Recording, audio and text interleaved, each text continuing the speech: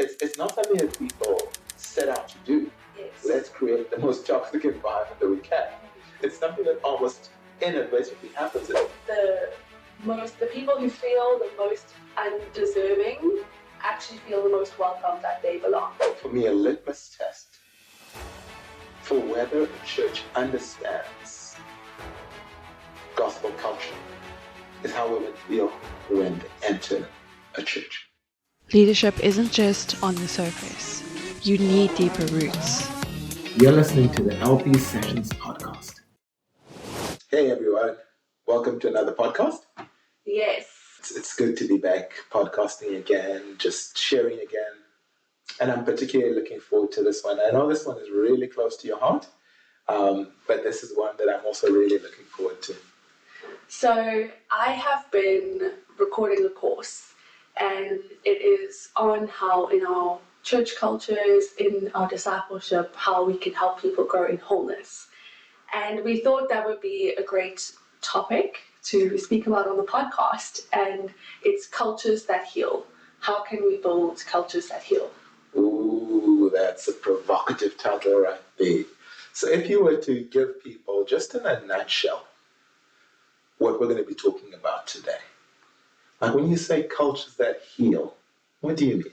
Yeah, great question.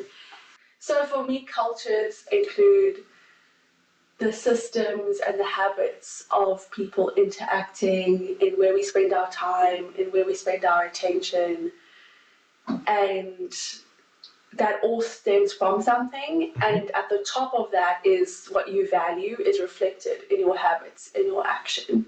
And when a lot of people are all almost agreeing and buying into a set of values and then making decisions accordingly, that's a culture. Okay. So I presume from what you're saying here that there's certain ways of being together that encourage and almost facilitate healing. Yes. And there are other ways of being that don't, or actually might even worsen the condition of people. Okay? Yes. And for the purposes of this discussion, it's specifically church cultures. Church cultures. That would be good to speak about. Yeah. I was thinking within church cultures. Cool. That's a really exciting topic. Yeah. Would you say anything else on defining culture? No, I like that. You know, I think I remember hearing a definition of culture being, culture is the way we are.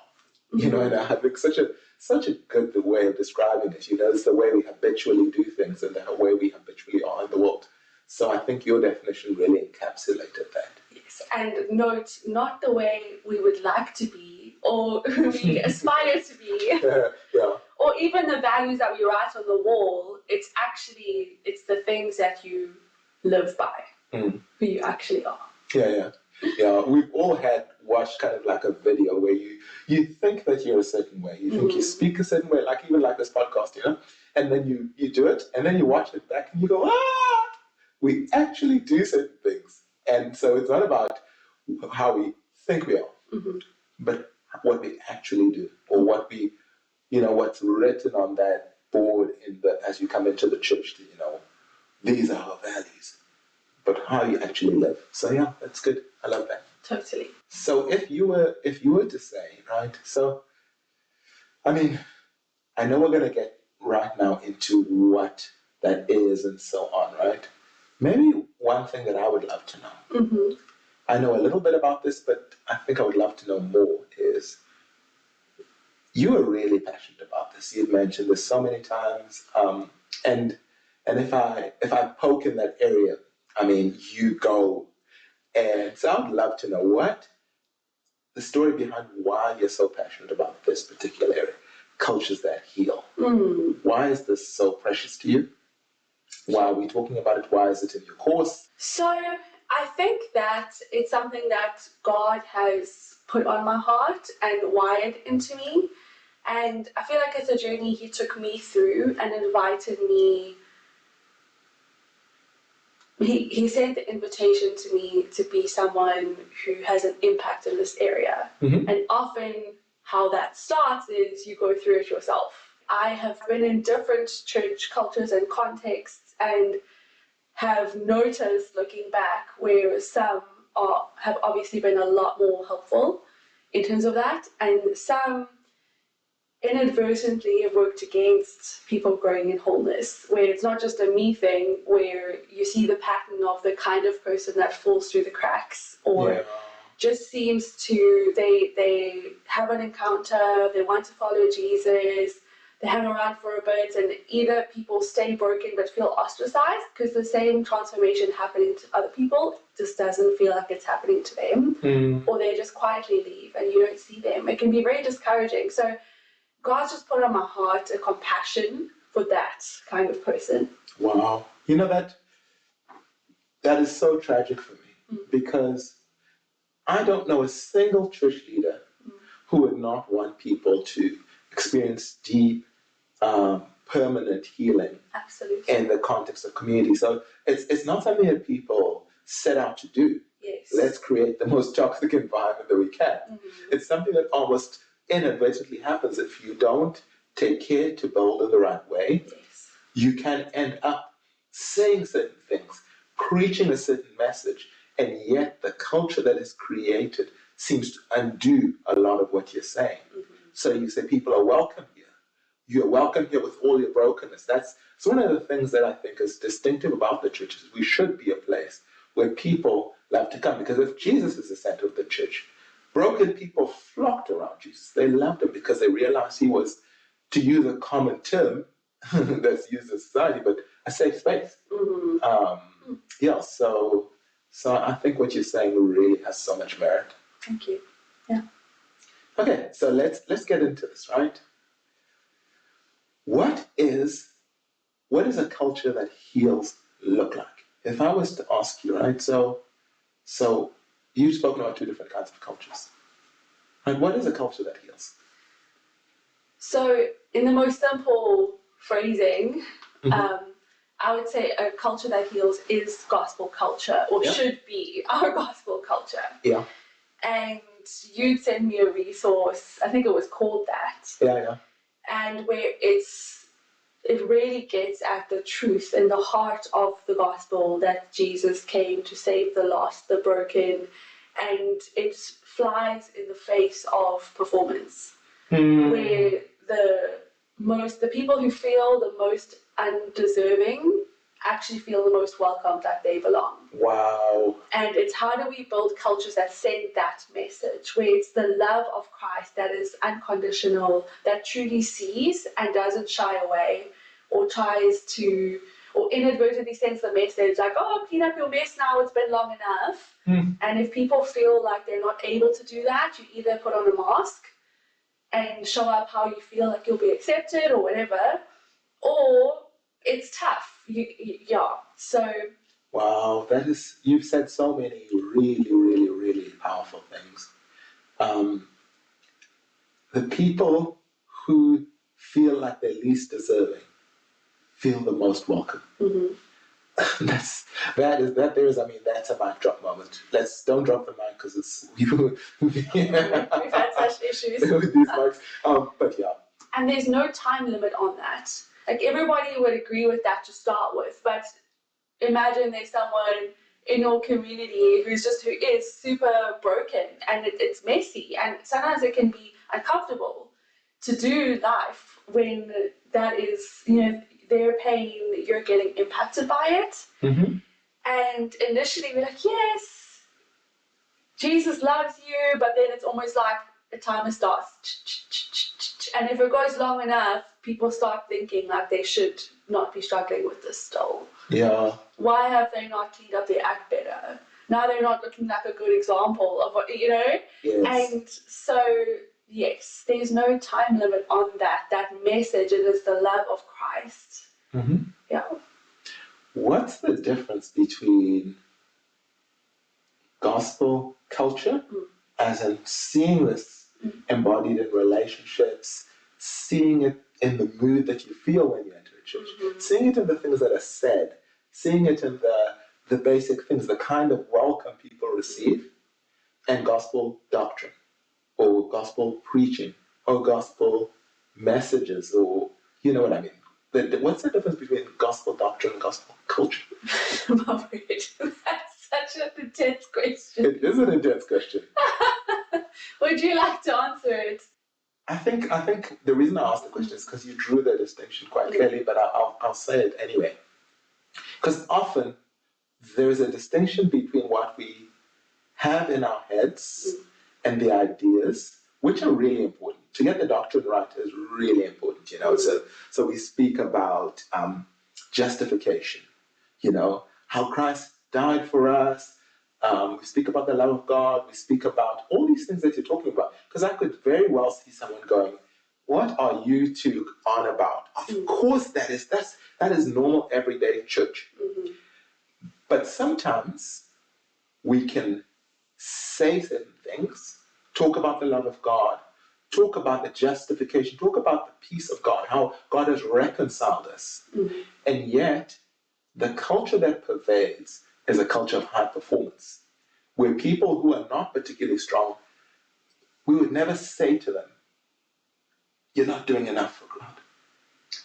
But the way we do things demonstrates that. Our schedules may squeeze those people and they feel like, "I actually can't cope." And then we'll say to them, "You're just not doing enough." The issue is not the doctrine. It's the culture, which is almost like the embodiment of these ideas. Yes. And so it's good. That's why I was asking, because you are going for the culture, what is lived and experienced. So good. I think the phrase that came to mind when you asked me about this is a huge question, is, you know, our doctrine is what we say we believe, and like, yes, it'll be included in what we preach about and stuff. So explicitly what is there, even like verbally. But the culture is actually what you embody. And they often overlap, but they don't always completely overlap. And often we have blind spots, and often it's the people who come in and stay broken and struggle and fall between the cracks that point to where the blind spots might be. And I think part of how that happens is, even though we all say, yes, we believe this and this and that, you see in culture what's rewarded, what's celebrated, what gets sidelined, or who gets sidelined, who gets put into leadership, who gets mentioned, what we cheer on, and what we get the message of, oh, don't do that or be like that. And there's that implicit, the messaging that people use to make decisions, and where that becomes common ground is culture. And so we really should, it is worthwhile to engage, what do we believe? There's our doctrine, you know, in our church, and does how we live and practice and the habits of how we meet actually align? I love that. It's whilst you were speaking, I was thinking of the contradiction of this thing. We often speak about a God who receives everybody, who receives us as we are, and who has loved us fully even before we had done anything for him. And yet, so often, people feel lonely in church. And how the incarnation of a love that is supposed to reach to any kind of person can be incarnated in a relational environment that is exclusive, that rewards certain kinds of characteristics and excludes people who don't fit a particular bill. That's the difference between the doctrine that is preached and the experience that people feel. And you can preach the doctrine till you're blue in the face. If people experience something that is counter to that, they recognize it. And their brokenness is multiplied rather than being healed. Yes, absolutely. Agree. Yeah. Can I ask an interesting question now? I know we've been speaking about this. We didn't plan what I'm about to ask her, but we didn't plan any of the questions. But I'm going to talk about men and women and how women experience church. Ooh. And for me, because that's one of the things that I've often, for me, a litmus test for whether a church understands gospel culture is how women feel when they enter a church. Fascinating. Yeah, because often there's certain things that women experience in society out there, and a lot of it is just not good. And so whatever we say, if women feel something different, a lot of, for example, abuse, and relationships to authority, and those kinds of things. Are our churches places where women find that they're automatically being healed? Because that's exactly what Jesus does. Jesus, in his incarnation and his people, results in healing and restoration, even if we can't articulate fully what's happening. Absolutely. So Totally. just maybe as a woman, maybe you want to speak to that a bit? Of church cultures? Yeah. Yeah, I mean, even so, you're speaking about women's experiences in society, and obviously there may be different societies. Yeah. But one, I mean, a huge one would maybe be feeling suppressed by authority. Yeah. And they are even just think of like our voice, feeling like be quiet or whatever that is. And even feeling healthily seen and celebrated for who you are. And not just the outside, but in a healthy way, feeling loved and not objectified for what you can do or what you look like. So just those are just a few. And so our churches should be places that bring the kingdom into the culture and transform the wounds of those broken places. Yeah. And so for women, it's like, is church a place where they don't feel like it's a competitive place socially. You don't feel like you have to be something and perform to be accepted, celebrated, seen, loved, truly enjoyed for who you are. Yeah. Where in a pure way, your beauty can be celebrated and the inner is more emphasized than the outer. But even I think I've received a measure of healing in church experiences with godly brothers who treated me with honor as a woman, and even just like I don't know, not being objectified like I'd felt in other ways, in other places, even for how you looked, and that healed something. So yes, those are some examples, and then another one is your voice, your gifting. That being, even by authority figures, being called out, celebrated, not seen as threatening, not seen as something to control, but to honor. Yeah. And I'm saying that, like obviously there's the value of places like therapy, and I mean all of those things are really, really key. But sometimes the healing starts when you have encounters repeatedly with people that undo something that you experience elsewhere. Totally. And that, I presume, is part of like cultures that heal. Absolutely, it is. And so something that I talk about in the course is, I'd also love to hear about men as an aside. But one of the things, yes, the church is a place that can heal the wounded places where you had a traumatic experience or something like that. And, you have active ministry where you have moments of praying for someone, they're encountering God, that heals. But also what heals is creating an environment that's conducive to healing, and you need the foundations there. Like you can have all of the tools, ministry tools, methods, but if you don't have the foundations, the conditions for the soul to flourish, it's going to be more of an uphill battle. And two of those, that love is the redemptive love of Christ is the most important thing. And another essential aspect to the culture needs to be safety.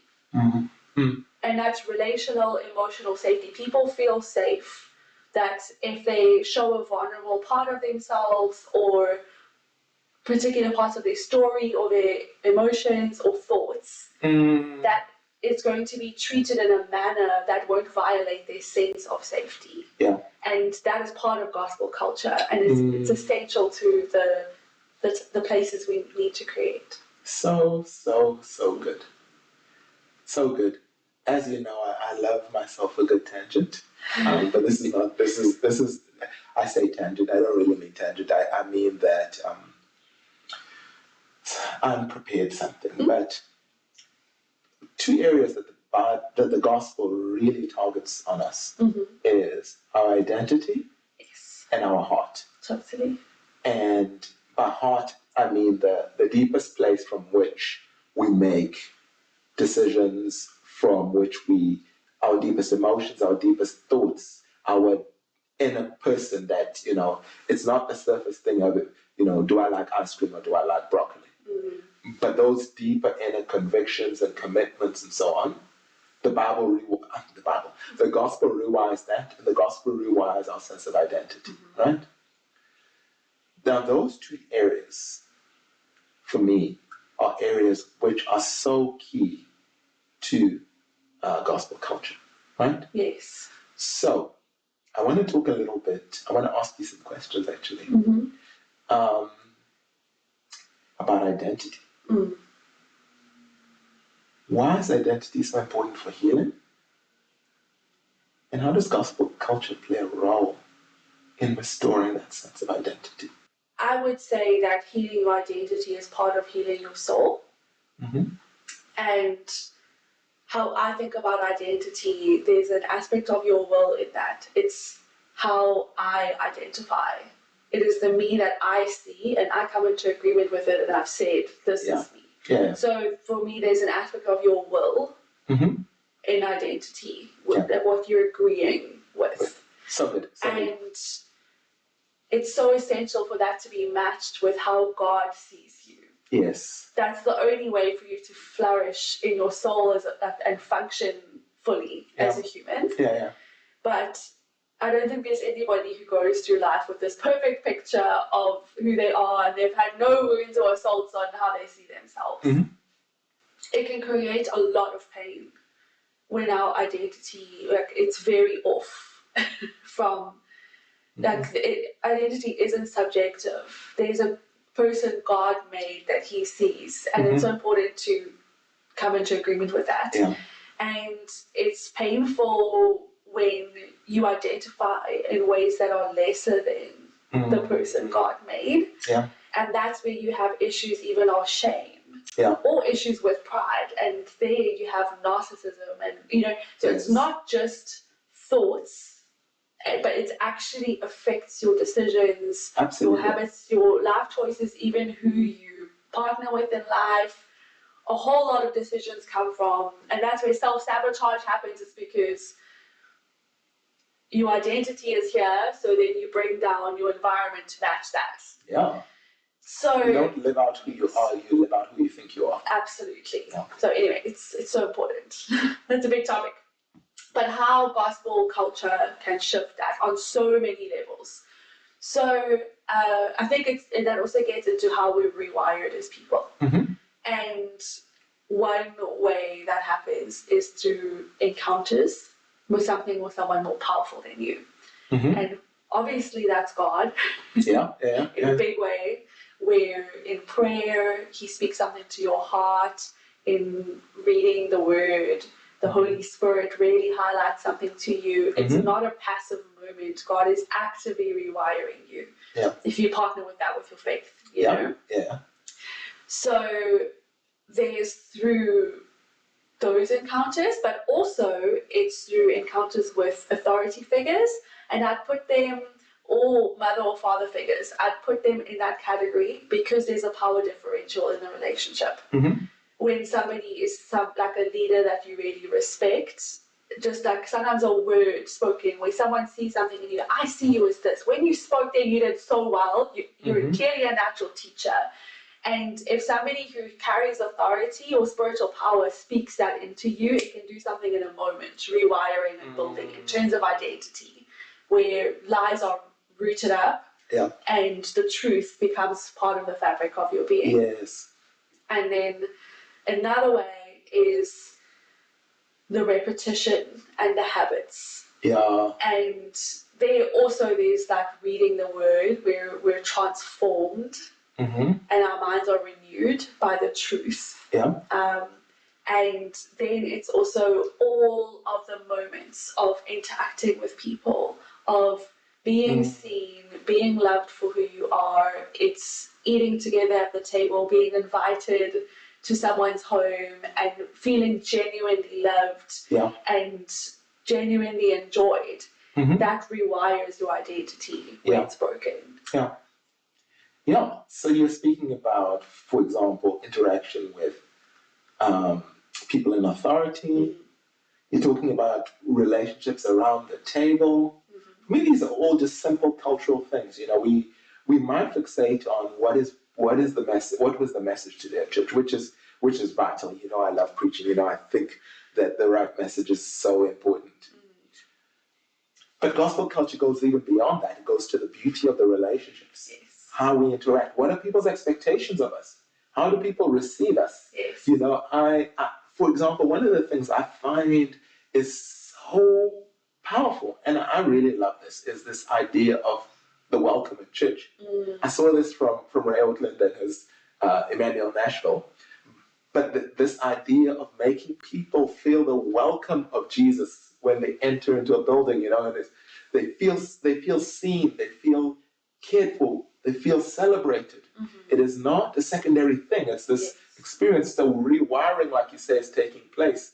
And so someone might walk in and they have such a deep wound of rejection. Yes. But by these constant moments of interaction, like you're saying, these little habits of they keep getting invited to a table of someone who in the church is just being a loving person, being a kind person. And they start to go, maybe I'm not what my experience has told me. Yeah. And that's gospel culture begins to rewire from the inside out. Absolutely. And you can preach a message on God loves you, you're invited to his table. And someone who has rejection issues or feels like, if anybody really saw me, I fear that they'd find me unlovable.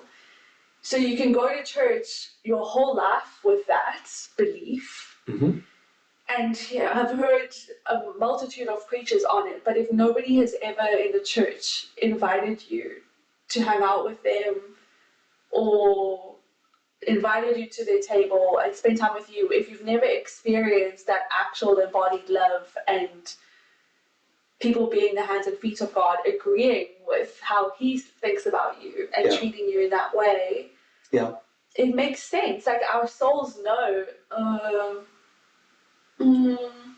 yes. Yeah. So how do you build cultures that heal?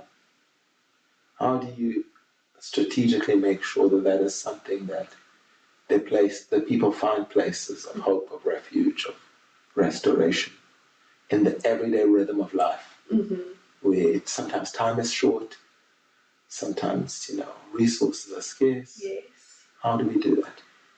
I think it always starts with what we worship and what our values are. And I won't go into too much detail, but obviously in the church we're like, yes, we worship Jesus. But something to really check is the idolatry at play? Because if there is, it's going to affect everything else. So for example, you know, like, yes, it's a church, but there's a lot of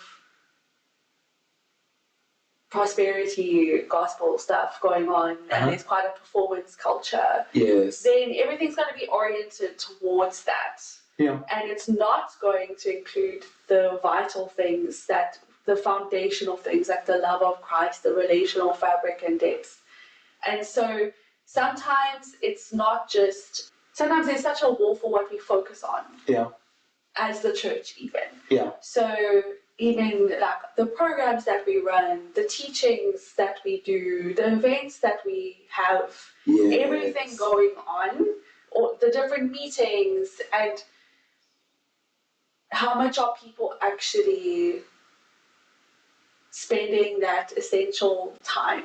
That's like the lifeblood of true fellowship, deep fellowship, where they're getting the foundational things. Like those things are all great if the foundation is there, but sometimes people can get so caught up in like programs for very good causes and stuff. But if the foundational things aren't there, like gospel culture, the love of Christ, people feeling loved, people feeling like someone took the time of day to meet with me when I was looking sad.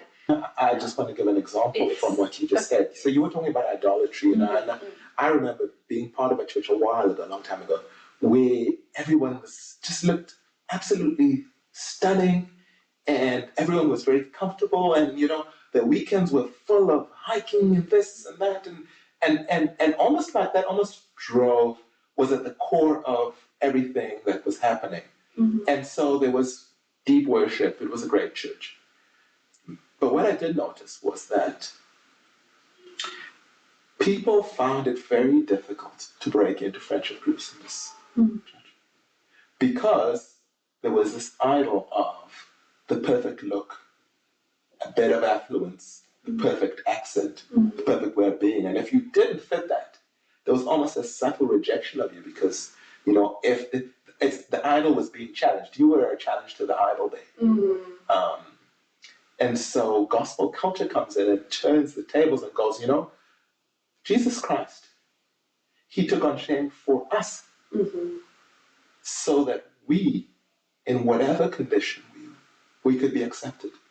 And that looks like hands that stretch out and go, I'm not choosing you to be my friend because you are the most well-dressed, the most cool, the most hip, the most... But because I see in you the image of Christ, and you are loved and you're received. And things like randomly inviting that awkward person to come out with you and your friends as you go for a hike, for me is a sign, and it heals. So just talking about idolatry, for me that's a very practical example of idolatry. Thank you for the practical example. Yeah.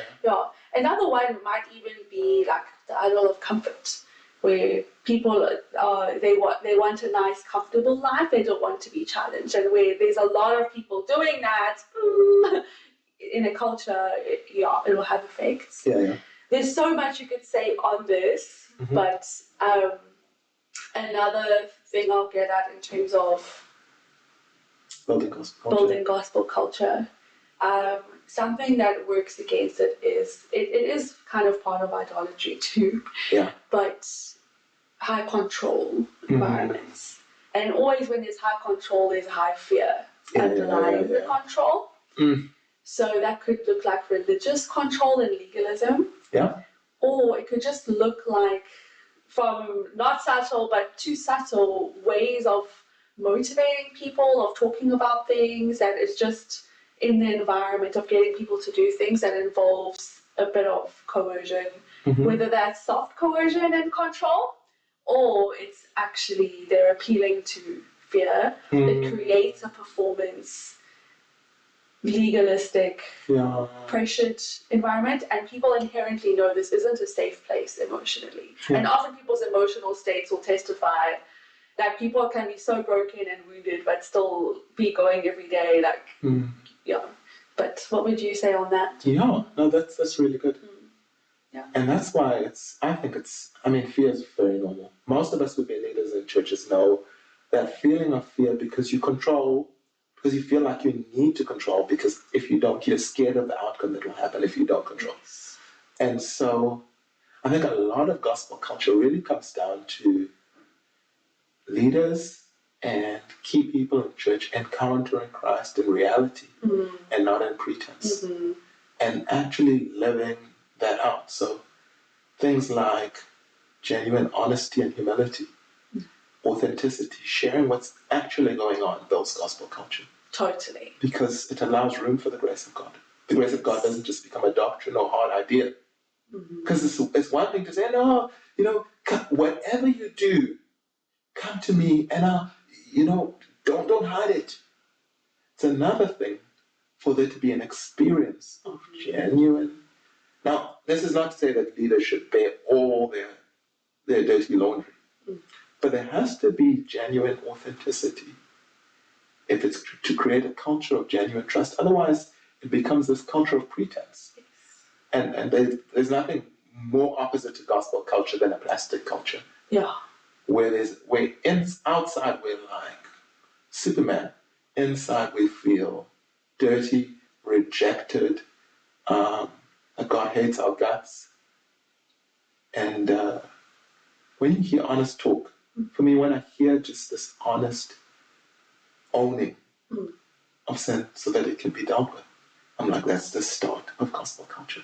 And leaders have to be the ones to actually set the tone here. Yes. So good. So good. Yeah. Really agree. So people are probably going to have to get into your course, right? So what can they look forward to in your course in this regard? So I cover a few different things, and I've put it in 4 different sections. Yeah. And firstly, really just getting into how wholeness is part of how we practice the Great Commission, and it enables us to do that. It's part of bringing the kingdom and applying the kingdom to ourselves. So it's just a bit of the bigger picture, and actually, our mission as Christians to the world. Yes. And then I also look at, there's a whole section on understanding how different people are wounded, because for me, it can be difficult to show up in love if you don't really understand what's going on, to get to the roots and to be able to apply the love of Christ. And so I don't even lean into methods as much as hopefully giving people tools to have understanding for how to bring transformation, how to bring love into the broken places. Yes, so good. And so, it's just a little bit of equipping on different kinds of ways people are wounded so we can understand how to bring in healing. And then there's the process of restoration, how that happens, different ways it happens. I touched on a bit of it now, but there's a lot more detail in the course. And then lastly, I do get into looking at cultures that heal and how we can build cultures that heal, identify different church cultures. We do a few different applications and chat through that. So I would love to hear that. I would love to hear values as well. You mentioned values and how building values is so key, and recognizing what our values are. And I'm sure the course will get into, this is how you identify what you say are your values, but the signs of what your real values are. Yes. So that's going to be fascinating. Yeah, it's been so good to have this conversation. But we are going to have to stop there. We could speak about this for a million years, but we're gonna end off on that note. Unless you've got anything that you want to finish off with. No, that's good. Thanks, Beeps. Okay, yes. Enjoyed it, everyone. And see you guys at the next podcast. See you at the next podcast.